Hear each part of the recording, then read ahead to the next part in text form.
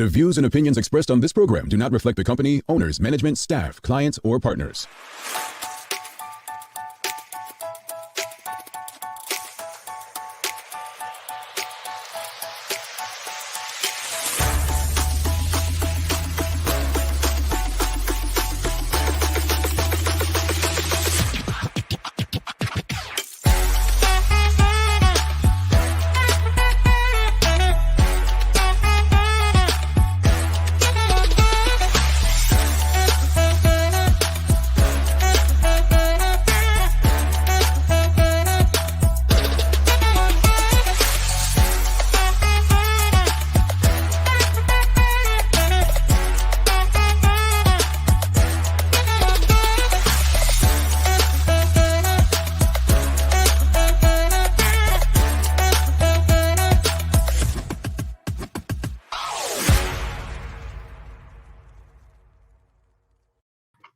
It's Thursday, the 19th day of August, 2021. Welcome to the Daily Hour, brought to you by Medical House One Communications and Lindos. I'm Jamal Hartman, along with Michaela Ian, and of course, Leanna Lambert will be with us in a bit to bring us the latest in her news break. Michaela, tell the people how you doing today. Listen, I'm good. It's been a week, but it's Thursday. I'm alive. I'm well. I'm here. I mean, I'm not showing off like you, but I'm here. No. Well, see, no. I mean, I'm got the pool in background, but you can't because I couldn't get the lighting straight. You really can't see the great view of Dockyard. No, we can't. We just see white. That's all. That's okay. Like, focus on us talking. Pretty much. Hold on. I you didn't tell me this morning. She usually would put me in my place. I think I didn't even notice. Yeah, forgot my chapstick this morning, folks. But look, good morning, and everyone, and welcome. Thanks for making us part of your daily routine. Another good one today, as we welcome the CEO of the Bermuda Tourism Authority, Mr. Charles H. Jeffers II, to the show. The Daily Plate is a name that place, and folks, because Michaela and Leanna and Jackie and Terry and Larry and Keith all kept me out so late. I'm gonna find the question. Oh yeah, I bust through. Right? I'm that guy. But no, because you're tired and your brain's not working. So yeah, that's it. But the thing is, we will trip Michaela up by the end of this show, folks. But Chaos, before we get in, obviously we're gonna talk about the safe key, which I don't particularly understand. But it was really nice to see all of you all in person last night. Last night we had a family dinner for Good Day Bermuda and our crew. It was a vibe. It was a vibe.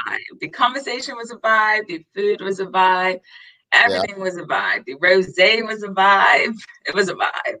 Yeah. It was a good time. I enjoyed being around you folks for longer than an hour. And we'd love to see ya. It's so strange because you would think it would be different in person, and I'm like, I see Jamal every day. Yeah. Well, Liana was the funniest because we had a photo shoot yesterday, and Lee was like, Lee's like, hold on, it's like I ain't seeing you, and then I didn't even realize I'm gonna put Terry on the spot. It didn't click to me that I had never met Terry in person until well into the dinner last evening. But again, I say this because we're all doing this work together, and it just goes to show, and I think Leanna might have said it to me in private convo yesterday, we can do this from wherever we are in the world. And as long as we, get the work done, we're interested in it. And, I tell you guys all the time, I want this to be easy, but people need to understand that easy doesn't mean lazy, right? No. Easy doesn't mean lazy. So I'm proud of what everyone's doing. Jackie and Terry, so we got to tell them this story before we get into the convo. So Jackie on Good Day Bermuda has this joke thing she does, right? Jack is honestly, if you've never seen it, you've got to just watch them. And Tara's reactions are everything. Well, Jackie done some of the jokes last night at dinner, and I tell you, folks, her laugh alone. Yeah. I mean, if you can make me and Michaela laugh, you're either really funny or really stupid. Listen. Jackie, it's not that she's a joke. It's the enthusiasm behind the joke. And so Jackie's middle sister, Crystal, is my cousin through marriage. She's married to my cousin, Kai. And Crystal has the best laugh I have ever heard in my entire life. Jackie has a laugh like Crystal. So The laugh is nuts. I love it. The laugh is nuts. But yes, we had a good time, folks, a good dinner last night. But while we were at dinner, we found out some things came through the pipeline. And, I'll just put the question out there to everyone to get it started. What are your thoughts on the new safe key requirements? Now, Michaela, you're going to have to explain to me, people like me who don't understand, what is the government safe key and how does it work? Because in Florida, we don't have those things. I mean, of course not. It's Florida. Yeah, exactly. So the way that SafeKey has worked all this time, it's if you are vaccinated, you just have to register your vaccination certificate, and then you get a SafeKey that's valid for a month. If you are not vaccinated, you have to test 72 hours, up to 72 hours ahead of the event that you want to go to. Once you get your test results, you then get a SafeKey. So when you go to the event, so for Cut Match, for instance, when I got to Cut Match, I had to bring up my SafeKey on my phone, and then they scan it with a phone. So let me understand this correctly. So for instance, a safe key, let's say we were having a private party, like 50 people. You would have to go through government to apply for a safe key? No, so individual people have, okay, so let's just backtrack. Yeah, help me, please. Backtrack just a little bit. So as it's been all summer, you can go into indoor spaces and have your mask removed, like a restaurant, a gym. I'm trying to see, what are the other things that they said? There are a couple other things. But now what's happening is, in order for you to be in the gym, indoor dining, bars, clubs, sports clubs, you're going to have a safe key now. So anytime someone wants to go to the gym and they aren't vaccinated, they have to get a test. So if you go to the gym 5-6 days a week and you are not vaccinated, you're going to have to get a test 3 times that week in order to go to the gym, or 2 times that week. But this is confusing to me. So basically, if you're vaccinated, you don't have to test. Correct, which is a bit funky for me. Right, because I can still spread COVID as a vaccinated person. So yeah. I'm not okay, folks. Again, I'm very ignorant to this, but if you just took that in how she explained it to me, if vaccinated people can still spread COVID, then why don't they have to test for a safety as well if you're trying to control the virus? Right. So I think prior to the Delta variant being like wild, I was like, okay, I'm fully immunized. It's fine. I went to Cut Match, which was a safe key event. And we should note that the large events, Cut Match, Connie Game, Bacchanal Run, those were all safe key events. And there was not any positive cases that came out of that. So obviously safe key does work for large events. I felt, like Carla John said, safe key events probably make attendees feel protected. I felt very safe at both Cut Match and Bacchanal Run, knowing that everyone was either vaccinated or had been tested negative. I just feel like when we're talking about a day-to-day basis, so for instance, if you want to have a party at this lovely pool and you want to have more than 20 people after tomorrow, you got to get a safe key. Everybody got to have a safe key. So, all right. So does someone have to pay for safe key? No, you don't pay for it. So the way that I understand it, based on these new regulations, and I just want to make sure that I'm getting it correct, it says that safe key will be required for the granting of all new large group exemptions. So the thing is, it doesn't clarify, because prior to this, you could have a function of up to 50 people. So I don't know if this means you can still have a function of 50 people, but everybody has to have safe key. That's what I'm taking it to mean. So basically, if I decide to have a party tomorrow or Saturday for 50 people, everybody has to have safe key. So again, it's not clear if I have to apply to the government or if everyone just tests and then immediately brings their safe. I don't know, because that's not clear for me. It's not clear. All right. Sean Smith has a question. Does this apply to visitors to the island as well? Yes. Yes. Okay. And that was an issue of our Cut Match, because visitors didn't know how to get a safe key. Sounds like a SS. It's interesting. I will say, I get that the government wants to protect people, and it's like someone in a group that I'm in said, oh, well, at least there's no curfew. And I said, but it's the same bull as usual. Yeah. Like, should I be happy that I don't have a curfew? We shouldn't have a curfew anyway. So Angeline Butler says, I wonder if there's enough manpower to police/manage this. Folks, what are your thoughts on the new safe key requirements? What do you think? You know, it seems like, well, I saw a couple of tweets. People weren't happy with it. Safe key these, you know what? I don't. You know, Larry Marshall Jr. said something the other night. He said, regardless how he feels about the government, he wouldn't want to be in the position to make these decisions. No. It's tough because everyone has not just opinions, but very strong opinions, and in this situation. Mm-hmm. I do agree, and you've said it numerous times, Michaela, that we have to find a way to live with this. But I think some things, I think people are right. They just don't make sense to a lot of people. No, they don't. And I'm just personally thinking about, so we finally got people back working. And when I say people, I mean people in the entertainment sector, et cetera. So there's a lot of functions being planned. There's boats, there's so forth. So for instance, I know that there's a big boat thing happening this weekend. So now the organizers have to now scramble to make sure everyone has a safe key. It's just, I don't know. I feel like giving people such short notice, it's a little crazy. All right, Carla John, she's got a question. Once the island is mostly vaccinated, will the safe key program stop? Well, that's an interesting thing because from day one, we've said we're trying to get to 70% of herd immunity. Mm-hmm. And in the statement last night, it says, there's a bit here about, we cannot ignore the fact that we now have 113 active cases. However, this is not 2020, and the progress we have made in vaccinating 75% of our eligible population means that we can adjust but not interrupt. So the herd immunity was at 70%. So are we at herd immunity?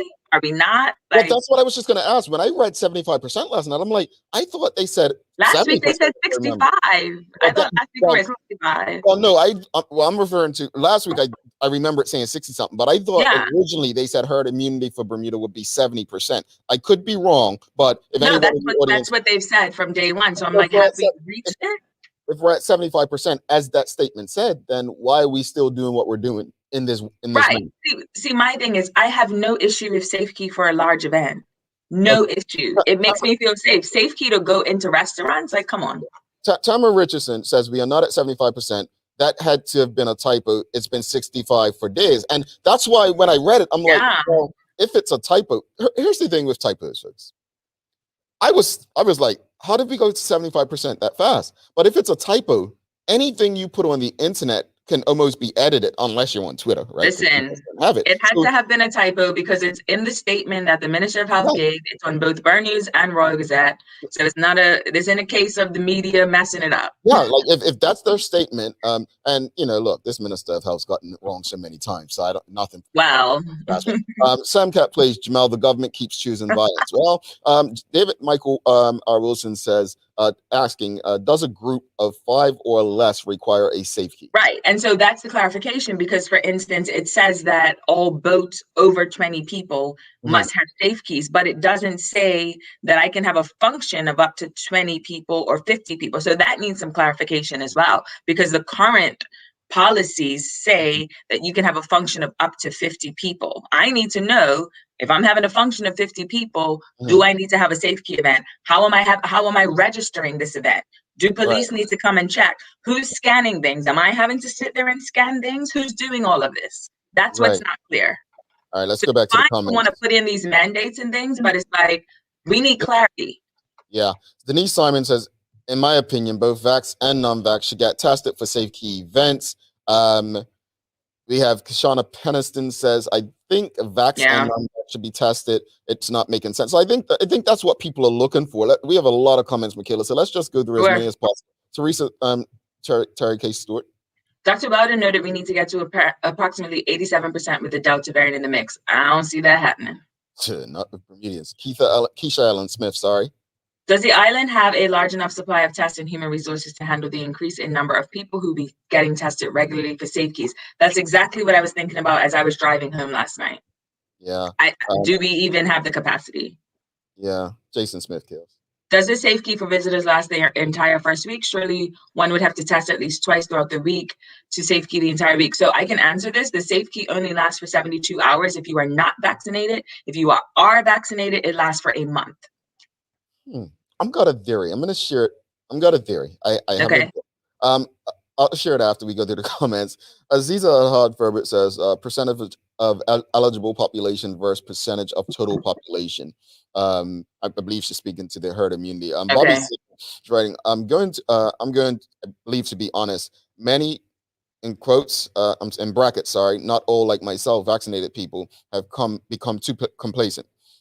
They feel they no longer have to take the necessary precautions and they're untouchable. This virus does not discriminate. We all need to continue practicing safety measures. Well, I think, Bobby, that's why I think the government's not helping in that respect. And I'm not blaming the government because we're mostly adults and we should be responsible. But I feel like when you're allowing non-vaccinated, making non-vaccinated people do something and vaccinated not, when they can have the same risk, it makes no sense. And again, you know, some people sit around and act like, oh, Jamal just criticizes the government and this, that. Folks, honestly, I just want to make sense of stuff. And the people that are making decisions, either they're not explaining it in layman terms, They're not. And that's the issue. That's the issue. You can sit here and try to say that you communicate effectively. If the average person does not understand that which you're communicating, you're not communicating effectively. And I just will say briefly, I understand the science point of view in that, okay, fully vaccinated people are at less risk. Yes. However, with this Delta variant, which we know is running rampant, which we know vaccinated people can pass on, I feel like at the next large event, even though I'm fully vaccinated and I can just get my safe key renewed every month, I'm going to get tested as a precaution to make sure, because we have to have personal responsibility. But I do agree that we can't be separating the two right now, especially with this Delta variant. And I think because we know how it is. But let's go through some of these comments before we bring Leanna in. Elizabeth Farrell. They're using figures for the eligible population instead of the total, which is completely different from what they've been preaching. It sounds better. That's a really good point. Very good to know. Very good to know. On the Chico truck. It's not a typo, 75% of the eligible population versus 64.6%. Okay, so I guess they're taking out children. Correct. And they're taking out, well, I don't know if they have stats for people who cannot have the vaccine, but I guess that kind of does make sense in terms of why should children be included in the total percentage if they are not eligible for it? Yep. Cherie Dill says, do they plan to make testing more available? I have had a hard time trying to schedule an appointment this morning. Well, look, I've made appointments at North Shore Medical and been in and out, folks. Well, not in and out. It took me about 40 minutes yesterday. But no, I'm not going and standing in hot lines. Personally, I'll pay my $45. That's the sacrifice it takes. I don't have patience, as you probably can see on a daily basis. And the Chico Trot says, this new requirement will hurt restaurants as kids over 2 need a safe key to eat out. So no impromptu dinners. Find a well, you have to sit outside, because I know I'm not subjecting my 4-year-old to this. 2 more comments, Kills, before we bring in Lee. Sam Cat plays for you. Maybe a good guest would be the epidemiologist for one of your shows. Possibly she could break it down and make it make sense. Yeah. I will text her, send her a WhatsApp right now. She has been on before, but I will do that to see if she's available for next week. And Bobby Singh, as we wrap it up. The vaccine does, however, reduce the adverse effects of the virus. I'm still an advocate for the vaccine, but people need to understand the vaccine does not make you immune. That's the message that needs to be given him. Yes, we can still get and pass COVID, especially with this Delta variant. Correct. Leanna, welcome, my sister. How are you? I'm sorry that Michaela kept you out so late last night. I was the first one home. I was the first one in bed. Thank you Jamal, no, that's not what you're going to do this morning. Not at all. Not when Kales and I are doing this cute little matchy hints of orange. You don't do that today. Hey, sister. All right, it's not your fault. But let's. So if we needed a safe key to do our dinner that we had last night, how would it have worked? So, for instance, we would have canceled it because we would have canceled it. But we were outside. So we were fine. But see, that's where I have an issue with. So Jamal and I, obviously, we carpooled last night and we arrived together. So Jamal, he was like, do you have a mask? I was like, well, I left it in the car. He was like, well, I'm just walking through. So as I approach, the maitre d' looks at me and is like, do you have a mask? And I'm like, while the table's outside. So he was like, well, let me get you. He's like, well, where's your mask? I said, it's in the car. So he goes, here's a mask. So for the 6 seconds, maybe 5.5 that I walked in the restaurant to get outside, I was just like, was it necessary? And that's the thing. But you know what makes it even worse? When you arrive at an outdoor restaurant and they tell you you have to wear a mask from the check-in station to your table. And I'm like, but I'm outside. But hold on, real quickly. Leanna, yes, I did break their rules because I did not see the point. No, we're gonna tell it. And I was like, yeah, I'm going. You should see people's faces though. Like when looking they at me don't like have a mask on inside, they're just like, yeah. But this is why it doesn't make sense. And folks, let me preface: do not do what I do because I don't want you being like Jamal did it, so I'm gonna do it. No, if the rules are stupid, I'm probably likely not gonna follow them. This is what conscription was about. Yeah. We were literally going through the door to get through another door just to get outside. So no, I didn't put my mask on last night. And so I was shocked. I was like, where's Leanna? Where's Leanna? And then I saw the guy give her a mask to walk. Anyway, it's enough about me. Don't do what Jamal does because the consequences may be different. You might get in trouble. Yeah. Lee, over to you as you provide your updates on what's going on. We'll have the movement moment, which is travel related after this, then commercials, and then the CEO of the Bermuda Tourism Authority, Mr. Charles Jeffers. Stick with us.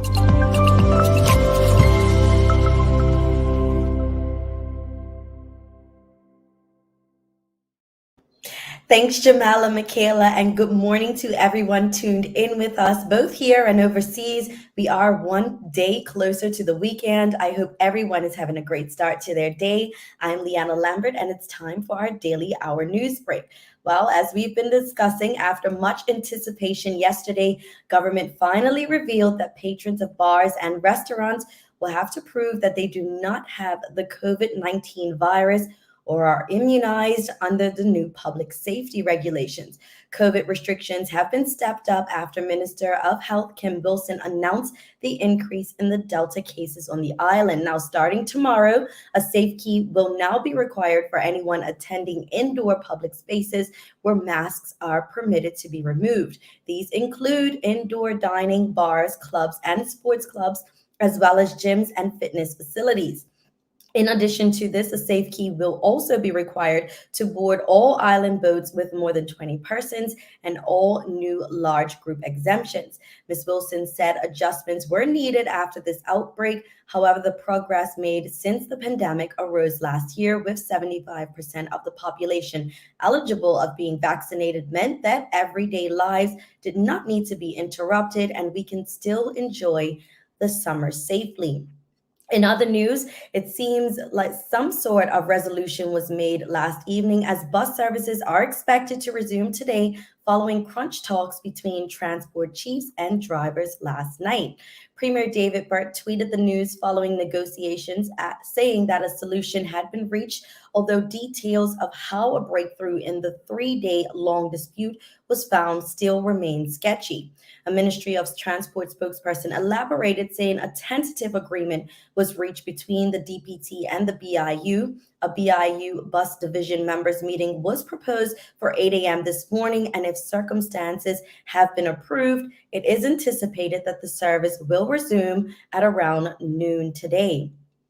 And a host of organizations have joined forces to raise awareness about the aftermath of road accidents and give support to victims and their families. The Bermuda Road Safety Council and Sands Parish Council have partnered with the Bermuda Red Cross, the Employee Assistance Program, as well as victims of collisions to encourage people to talk about the psychological effects of being involved in a collision, sustaining life-altering injuries, or losing a loved one. Now, this is a free event, and it's called The Road to Recovery, which will be held on Monday, August 30th from 6 p.m. to 8 p.m. at the BUNA Coffee House, the old Burroughs Plumbing Building, which is located at Hog Bay level in Sands. Light refreshments will be provided. Taking a look at today's weather, we have a high near 86 and a low near 80 degrees. We will see a mix of sun and clouds today with a couple of showers about mainly early on. A robust ridge of high pressure is now developing in the wake of exiting Tropical Storm Henry to the distant southwest. This heralds mostly dry and sunny weather through the rest of the week. Some of the warmest temperatures of the summer are expected as light to moderate southwesterly breeze develops into the weekend. But for those wondering, it will be another hot and humid August day. That's all for today's Daily Hour news break. Let's head back to Jamal and Michaela in the studio for today's Daily Focus. Alrighty, thanks so much for that, Lee. So we're gonna play a quick the movement moment, which is travel related this month, and we'll take a commercial break and come back. This is another conversation, especially with what's going on in Bermuda, where the CEO of the BTA would probably be the best person to speak to outside of politics. Lee, thanks for that. We'll see you tonight at your party, all right? Yeah. I wasn't even ready for that one. My sisters know, folks. I put it all on them, so they got it. Have a great day, guys.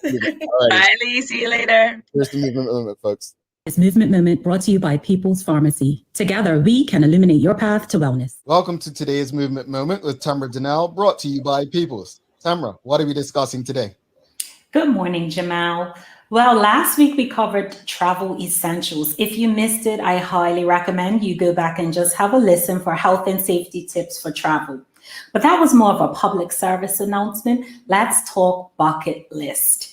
I recognize, I do, that for some people, travel, especially to foreign, faraway lands, is beyond their reach. In fact, for most people the world over, traveling outside of your immediate geographic borders is probably not something that's going to happen in your lifetime. But if you are able, I would recommend that you put on your bucket list the following of the 3 types of trips, at least once in your life.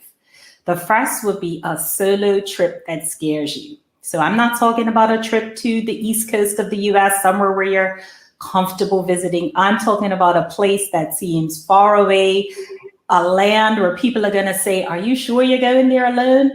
Obviously, based on last week's tips and tricks, you're going to do your research before you go. But pick a destination, book the flight and the hotel, and just go solo. I promise you, if you force yourself to step outside of your comfort zone, the power that you amass from expanding your mind and pushing the limits of your own fear, the power you amass will be immeasurable. Thank you for tuning into this movement moment. To enjoy the benefits of the full episode, check us at Instagram at MVMT with Tamra Donnell or at People's BDA. All righty. Thanks so much for that, Tamra. I have my dog sister. I'm like, what's going on here? Oops. I'm sorry. Bella wanted to make an appearance. Say hi, Bella. Say, look. Is Bella a Bermuda dog, or did she come in from Florida? No, she didn't come from Florida. Bella lives here. Go ahead, Bella. Go ahead. She's not interested in speaking. She's trying to catch lizards around the pool. We're going to take a quick break, and Bella's not, she's going to bark, folks. Don't worry about Bella. We'll be back. Dogs bark. That's what they do, right? She don't know she's a dog. Stick with us. CEO of the Bermuda Tourism Authority, Charles Jeffers, coming up. Hi, I'm Karen, a nurse at the old folks home. These long hours used to kill my feet until my hairdresser told me about a great place to buy a pair of clogs. Medical House. Finally, relief. They also carry uniforms in bright, bold colors. And not to mention the support stockings. Karen, Miss Soltis bet her bet again. Oh gosh, these days, I need all the support I can get. Medical House has relocated next to the Dendy Town Field, number 6 Bakery Lane, Pembroke. We're spotlighting our old friends Woodstock Farms, who started up 50 years ago in the belief that we need more trustworthy natural food sources. Starting with one product, their line, mostly certified organic, is now more than 250 strong in 10 categories. This month we're featuring accoutrements of the barbecue, for us the pinnacle of home cuisine and one of the few forms of restorative recreation now within our reach. Try Woodstock Organic Sweet Relish, Tomato Ketchup, Baby Kosher Dill Pickles, Sauerkraut, and Hickory and Original Barbecue Sauce. Lindo's, why go anyplace else? All right, welcome back to the big show. She's Michaela Ian. I'm Jamal Hartman. It's the Daily Hour brought to you by Medical House One Communications Lenders and our friends over at Channel 82, where you can stream this and many other locally produced shows. Without further ado, let's bring in our guest for the day, the CEO of the Bermuda Tourism Authority, Mr. Charles H. Jeffers II. Sir, welcome to the show. How are you? I'm doing great. Good morning, Michaela. Good morning, Jamal. So Good great to see you guys and be with you. Well, Mr. Jeffers, I want to ask you, we don't see you as much in the audience since you've been the CEO of the BTA. I mean, just putting it out there. What are you're not a fan of the Daily Hour anymore, Mr. Jeffers? Well, first of all, thank you for having me again. As you know, I was living in the United States when the Daily Hour started. Yeah. So this coming on at 7 o'clock was great. Great for my day. It's 8 o'clock in Bermuda, man. My day has already started. I'm either in the office or on the way to the office by 8 o'clock. So I apologize for not being here. I do tune in. Oftentimes I'm listening to it in the car or if I'm walking or whatever. But unfortunately, I can't comment. I try not to comment while driving. Well, I shouldn't say I don't. This is important. This is important. We don't want any accidents. Headline, CEO of the BTA bumps into whatever, but watching the Daily Hour. We don't want accidents. We can't have that. Let's get right to the conversation. You've been in the top job for a couple months now. What have you seen as Bermuda's biggest challenge? Dental care. Unfortunately, not enough. I'm kidding. No, right now the biggest challenge, of course, as everyone knows, is the pandemic, especially with this new variant, the Delta variant, which is wreaking havoc in the United States, and we're seeing an uptick in numbers in Bermuda as well. As we all know, the majority of our visitors come from the United States. And so, with this being prevalent throughout the United States now, it's hard for people to think about traveling when they are not even sure if they're going to be safe in their, just going around the corner. So to get on a plane and come to another country, I'm not sure that they're thinking it is a wise thing to do at this time. So that's probably our biggest thing, but that's to be expected, right? And it's not unique to Bermuda. Yeah, absolutely. So how do you think that our tourism product is faring during the pandemic? Because we do have traffic. So I'm just interested in your thoughts on how we're doing as an island, as a tourism destination. Well, I mean, so let me start with this. I think those who have been able to reopen, meaning the hotels, restaurants, attractions, I think they're hanging in there. I mean, our numbers are nowhere near what they were in 2019, but I think everyone is just trying to survive these next several months until we hopefully can have a real season in 2022. There are some challenges in the industry, though. Staffing, as you may or may not know, some restaurants can't even be open for 7 days a week because they don't have the staff to support them. Yes. And so it's tough for the industry right now because you have the pandemic and then you have staffing issues. And I was telling someone last night, I mean, if Southampton Princess was open, my goodness, where would we be from a staffing issue? Because that's 700 people that we would have needed to reopen that hotel or close to that. So work permits. So that's what it would be. Wow. Yeah. Well, I mean, but even that, I mean, because you have a good number of people coming from India who worked in Bermuda. And as we all know, I mean, India has been out of control. And so they can't get to Bermuda. So that's been part of the problem as well. Some of our guest workers haven't even been able to get to Bermuda. So it's an issue. And again, not unique to Bermuda. I mean, this is a global problem that we're seeing. Absolutely. So our sister islands to the south appear to be almost back to normal in terms of their numbers, their occupancy, all of that. So what is the BTA doing to ensure that we can get our numbers back to or as close to normal? Well, I would say this, Michaela. I think they were back to normal a couple of weeks ago, but as I'm sure you are aware. Some of them have gone into either full lockdowns or curfews because their numbers from a COVID perspective have gone up. Mm-hmm. There's a risk reward when it comes to just opening things up and saying come one, come all. You have to do things safely, and I know the government gets a lot of flack for the decisions that they've made, but you have to applaud them because at least we've been able to be somewhat consistent. Besides our blip in March or March and April, we've been consistently open and been able to keep things moving. So. Absolutely. So I know that I think it was last week, the latest tourism figures came out. Can you break them down for us? And do we have a reason to be optimistic with those numbers? Well, I think we do have a reason to be optimistic because, as I said, we're not back to where we were in 2019, but we are better than where we were in 2020. Obviously, we were shut down in March through June. So we had nowhere to go but up from there, right? Right. We were at zero. But I think when you see a steady incline in certain areas, one of which I'm excited about is the average length of stay.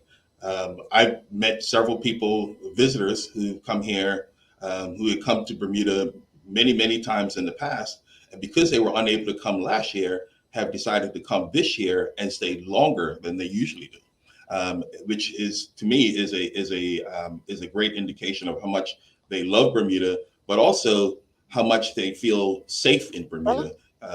So that to me is a great indication of things. We have cruise ships that are coming back. We had the Viking that started in June, and now we have more that are coming online next month with Crystal Cruises and the Norwegian. Norwegian can have up to 3,500 passengers, and so that's exciting for us. Hopefully we'll see some good activity in the island for a couple of months while those ships are here.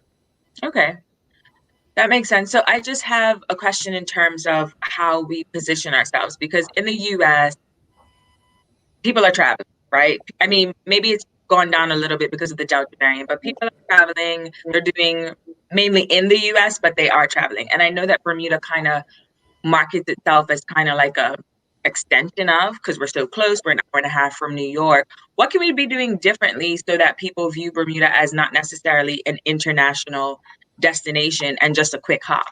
Well, I'm glad you asked that question, Michaela, because we are in the getting ready to announce, hopefully later today. And I know, Jamal, you would love for me to announce it right here on this show. But, I'm not going to do that. But we are. Isn't just drop a little crumb? But we recently put out an RFP for a company to help us with our brand. I think I may have mentioned the last time I was on this show that doing a brand study, in my opinion, is very important right now because it helps us to tell the story of what Bermuda is and who Bermuda is. To not just Bermudians, but to our visitors, residents who may be guest workers, and those, a very important group, the Bermudians who live overseas, because they can help us to tell that story. So we've hired a company and we put together a team of stakeholders. It was majority stakeholders. We did have some internal staff members on the search committee. But it was mostly stakeholders who helped us to do this search, and I was proud of the dedication of each of these because we received 8 proposals from both local and international companies, and of those we narrowed it down to 3, and then once we interviewed those 3, we selected one to work with us. It is an international company, but they do have some Bermuda ties. But the important thing, and this was a mandate from the very beginning when I came on board and thought we should do this, is if we hired an international company, I wanted us also to work with a local company, right? Because I want this to be an authentic brand that we're putting out there. As we all know, authentic branding and authentic marketing is very important to consumers these days, and so we're excited that we're going to be able to do that with this company. Additionally, we have a company that we've hired to not just help us market the UK, but market to Europe and other parts of the world. I think too often we have focused on just our gateway cities, Toronto, New York, Boston, Charlotte, Atlanta, but there's of course in London. But there's a big world out there, and we need to be marketing to more than just those gateway cities. But because people are used to connecting flights, and so why don't we have more German visitors in Bermuda? Yeah. Why don't we have more French or Italians? We have this Azores flight right now that's once a week, and that's been doing well. But why don't we have more of that? Why is it only once a week? And so this company that we've hired will help us to market not just to the UK, but most of Europe and, as I said, around the world. Absolutely. You touched a little bit on the next question that I was going to ask you, because what can we do differently? And I say this because over the past couple of years, I've seen the BTA trying to market to African-American tourists, right? And then they did a campaign with the, oh God, what's the tennis people in New York? This is embarrassing. US Open? US Open? Yes, the US Open.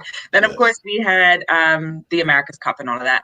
What can we be doing differently to bring these people in? Because I feel like for so long, Bermuda's been we're a luxury destination for people who make a lot of money. That's it.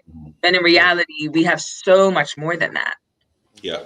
So, again, I don't want to preempt the work that we're going to be doing with this brand study, but I will say this. One of the things that I think is very important and why I think we need to be doing this brand study is because we as a country need to figure out what our story is. Yeah. I bet you if I asked 20 people on the street what our story was, we would get 20 different answers, and that's no way to do marketing, right? Yeah. So, and I'm not saying it needs to be the exact same story, but there needs to be a common thread, which also can translate into those different market segments that you just mentioned. Whether it's a luxury tourist or the Black tourist or whatever demographic we decide we want to go after, then there needs to be a common thread. And the work that we're hoping to accomplish, and not hope, but that we will accomplish through this brand study, is that there will be a common theme and thread through our marketing, so that it doesn't feel disjointed, right? And everything will connect in some way. Absolutely. So hypothetically, we had a magic wand, and you could wave that magic wand and make anything happen as it relates to tourism. What would that be? As I sit here on August 19th, 2021, the pandemic goes away, right? And everyone is magically healed around the world. But also, with that, right now we have an airlift issue. Getting planes into Bermuda right now is a problem, and that we're trying to work with both the airport authority and Skyport to resolve, because there are issues that and it's not directly related to our low numbers, but it is. And that is a chicken and egg thing with both supply and demand. But last year, as we may not know, Delta, for instance, retired a bunch of planes, but because of the pandemic, they weren't able to purchase new planes, and they're not ready yet. And so they're having an equipment issue. They've had pilots who've retired, and so these are all things that impact a destination like Bermuda, Yeah. where the only way you can get here is either by plane or boat, right? Yeah. I was telling the team the other day, this is the first time I've worked in destination marketing for a destination that relied, so heavily on airlift, or needed airlift as much as we do. Right. In Atlanta and in Baltimore, that was never an issue, never. Right. And so it's just different. So that would be my two things: getting rid of the pandemic, and then getting airlift into Bermuda, because I think that will help us with both our supply and demand issues. Absolutely. Let's go to the audience. A lot of questions coming through. Nikki Michelle says, Charles, is it possible that Bermuda, the current product that exists, has simply hit its wall, that possibly we don't have a product that sells right now? Nikki, I'm not sure that it's hit its wall. I think, like everything, everything could use a refresh. And what I mean by that is, let's talk about how we can, step up our service. I saw something the other day.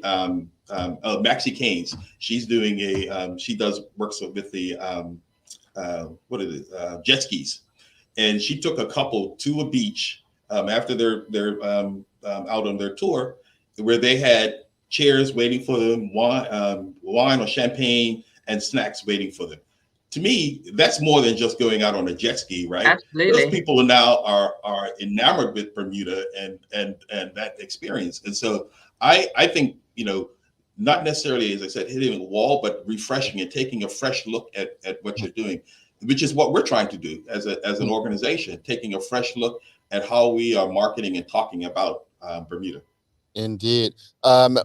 Rick Olson is asking he's saying the biggest hurdle to traveling to Bermuda is the testing requirements after arriving. Should this be discontinued?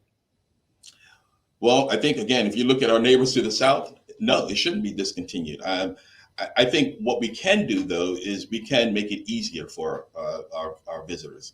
One of the things I'm hopeful that will happen is that we'll have rapid testing at the airport, so that when visitors arrive into Bermuda, that they can have their results before they leave the airport, and so that they're not having to quarantine either at home or at their hotel.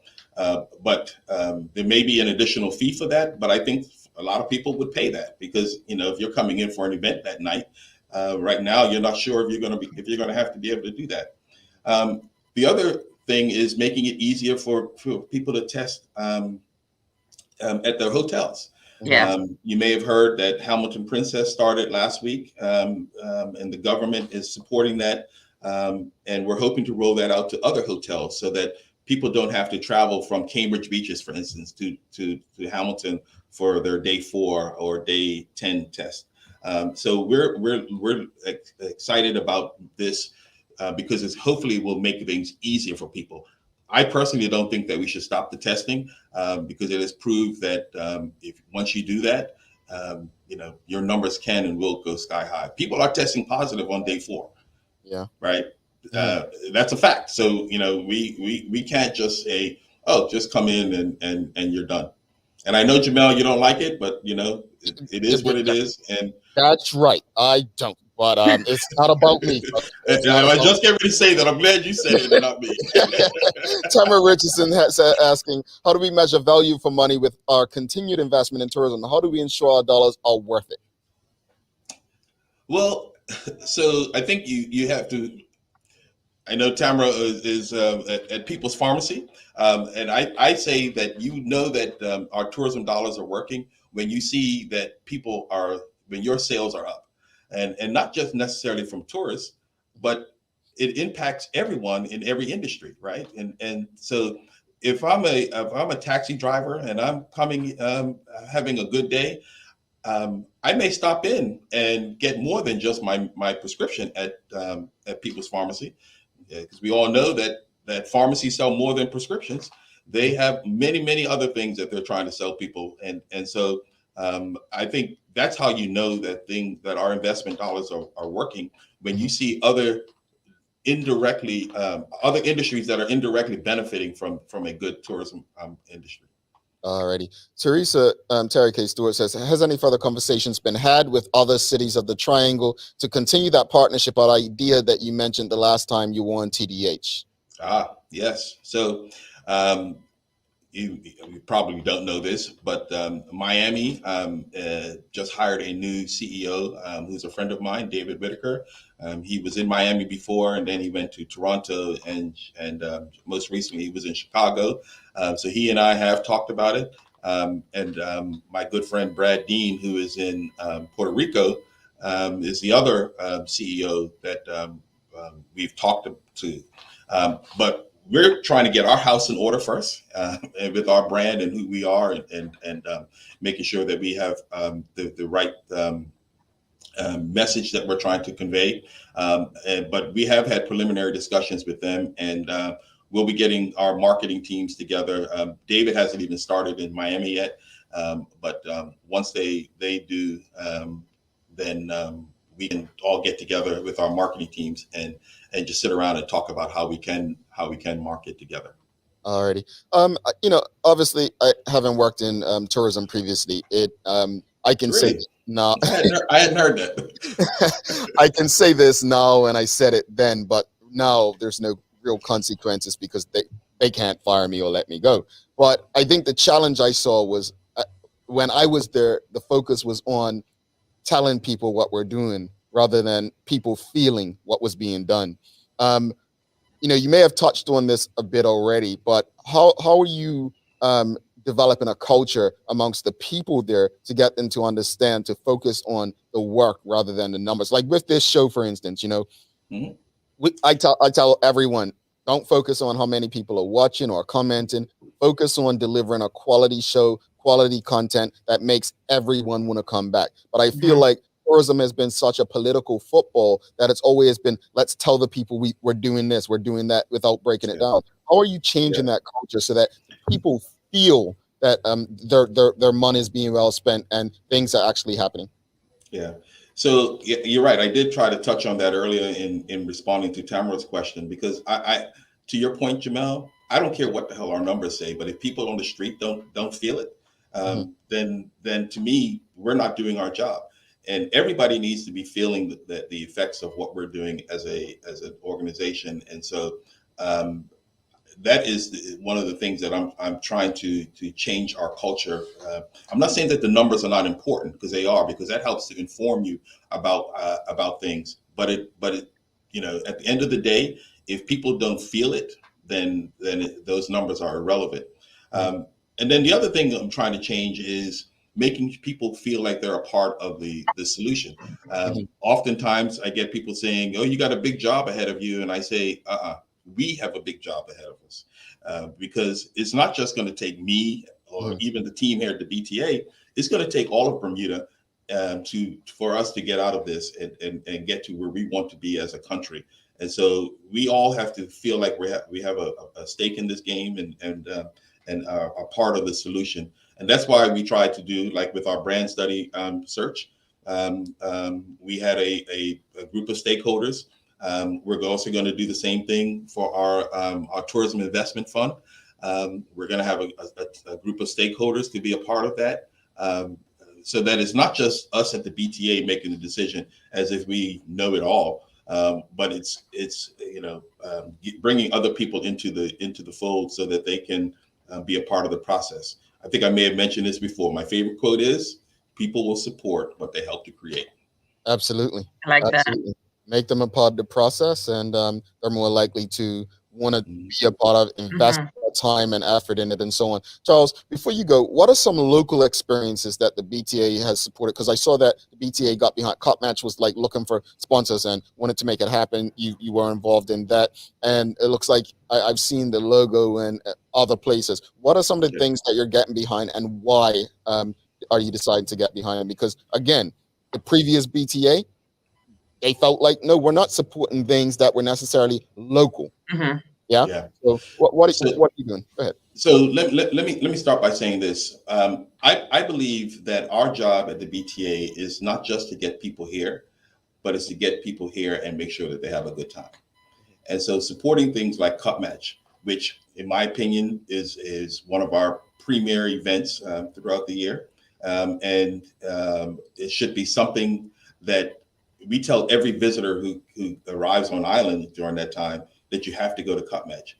I was pleasantly surprised to see the number of visitors who did come to Cup Match, even though there was less numbers. I saw people wheeling in suitcases who were getting ready to go to the airport, leaving after leaving Cup Match. And so, that to me was confirmation that that's supporting the Cup Match from a sponsorship standpoint was the right idea.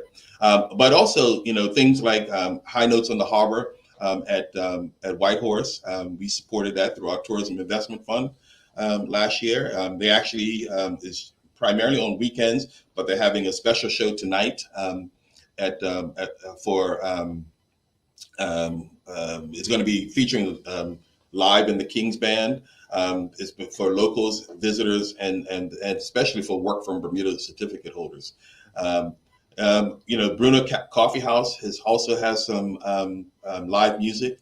And so, we're excited to be supporting these things because I think it's important, as I said, that we have things for people to do once they get here, because it's not just about getting people to Bermuda, but it's ensuring that they have a great experience while here in Bermuda. Absolutely. All right.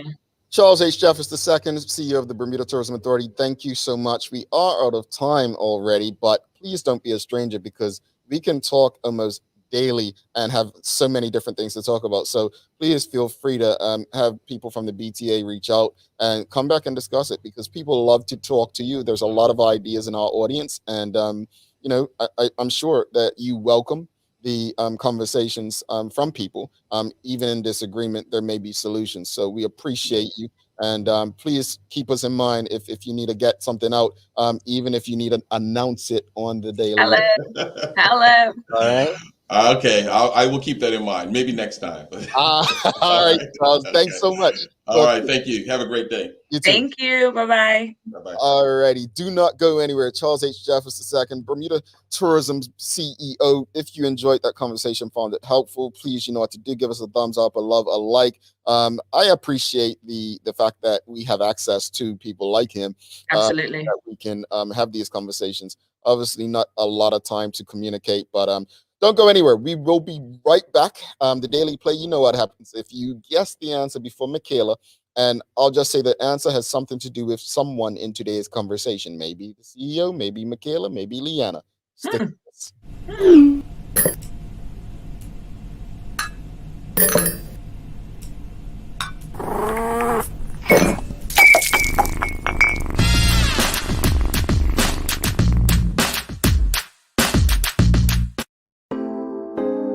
Same smooth sounds, different name. BCG Radio. Tune in every Tuesday through Sunday at 7 p.m. Bermuda time as we bring you the love, romance, sexiness with nighttime jams. Only on your station for conversations and entertainment. BCG Radio. Download the app, available for Android and Apple devices. All right, welcome back to the big show. It's the Daily Hour. Thanks again to One Communications, Lindos, Medicals, all of those who continue to support what we're doing. Don't forget, if you want to see the rest of the movement moment with Tamara Donnell, go over to at People's BDA and at MVMT Tamara Donnell to watch the rest of that. This is a great month of them, and we're talking travel. Time for the Daily Play, brought to you by Heineken 0.0. Great taste of alcohol. Michaela, are you ready? Ready. Answer to this one. Name the destination that Charles H. Jeffers II previously worked at to Bermuda. Baltimore. I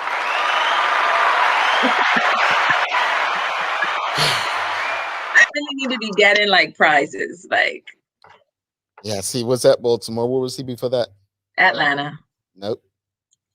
Oh, geez. Technically, that was the last destination, but he was at Destinations International before that. And okay. I say this to say that, and I think it was a great question because Charles is an example of someone who went outside of Bermuda beyond his environment to really grow in this industry and come back and now serve as a CEO. This is no shade, but people can take it as they please. But it's not like he was given a job for friends and family. This is a man who's earned his due in the industry. And so I say it again, like I said it previously, that I think when we have someone like this that we scream and shout for, we need to get behind them and support them. Yeah. Even I don't agree with everything the BTA does. I don't agree with everything I do. I argue in my head, you know me. But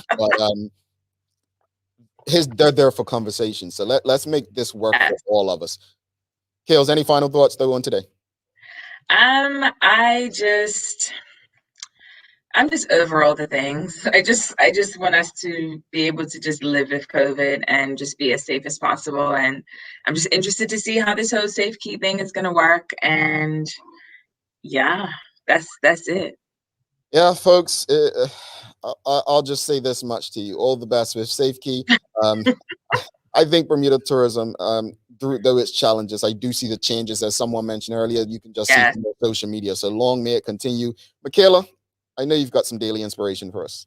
I do. Ready? Mm-hmm. This is from C.S. Lewis. You are never too old to set another goal or to dream a new dream. I like that. I like that. So despite Charles being much older than us. You definitely better than me. Just I gotta throw that shit. But no, thanks for that. I like when people can't respond right to defend themselves. Well, look, thanks again to our partners, Medical House One Communications and Linda's, for ensuring that we're able to do this with you on a daily basis. As always, we appreciate you, we love you, and we thank you for making us part of your daily routine. If all goes well, we'll be back to do this again with you tomorrow. She's Michaela Ian. I'm Jamal Hartman. My friends, do make it a great day.